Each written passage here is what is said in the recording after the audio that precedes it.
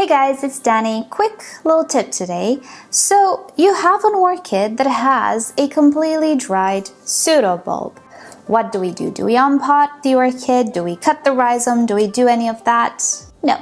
So if you have a completely dried pseudobulb, not an active infection like a rotten pseudobulb, we can simply cut only that pseudobulb, not the rhizome. We don't have to unpot the orchid. Actually, we should leave the rhizome intact. So what I'm gonna do with this one, as you can see, everything else looks absolutely fine. It's just this pseudobulb, which for whatever reason decided to completely dry off.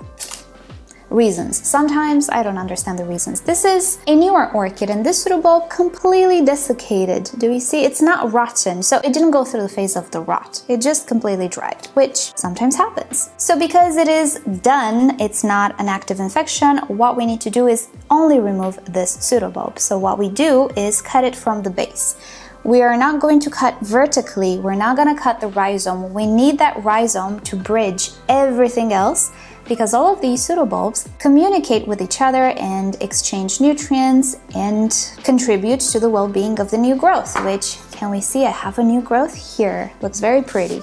So what we're gonna do is cut on a horizontal level. Go as low as we can. I wouldn't go very low. Nobody cares. Nobody will see a stump.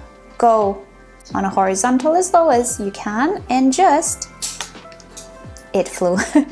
Just cut it. What you'll have left behind is a little stump. That is okay. You do not need to apply cinnamon. You do not need to seal it off. It is sealed already because it is dry. The whole point of using cinnamon and other things is to help with that drying part. It's already dried. Nothing can infect it because it's dead tissue. So you can just let it be. What I will do is just cover it up a little bit with some bark, and that's about it. From here on, the orchid should be absolutely fine. I do not see any other pseudobulbs having issues. I see new growth, I see roots. Why did it dry? I don't know. I don't know the history of this orchid, what it's been through. Maybe the pseudobulb gave all of its energy for the orchid to produce roots and this new growth. It is dispensable. All of the pseudobulbs are kind of dispensable. So the orchid might choose to just yellow and dry off one of the pseudobulbs in order to get that nutrient from it. Maybe that's what happened here. Not sure, but it doesn't really matter because the orchid is absolutely fine. And that is how I go about these dried pseudobulbs, which sometimes happen, and sometimes maybe it has nothing to do with us or with an ailment per se. It's maybe just the orchid drawing that energy and putting it to much better use. Right, so that's about it for today. As I told you, short and sweet. I hope this video helps you out.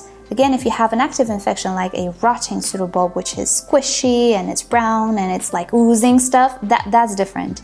I would definitely consider unpotting the orchid, maybe removing that section altogether or the pseudobulb together with the rhizome, because infections can travel through the rhizome.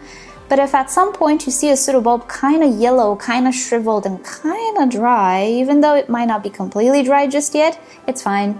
You can just remove the pseudobulb, don't touch the rhizome, and everything should be fine, right? So with that said, I hope you found this video helpful, and thank you so much for watching. I'll see you next time with a full-length video. Bye!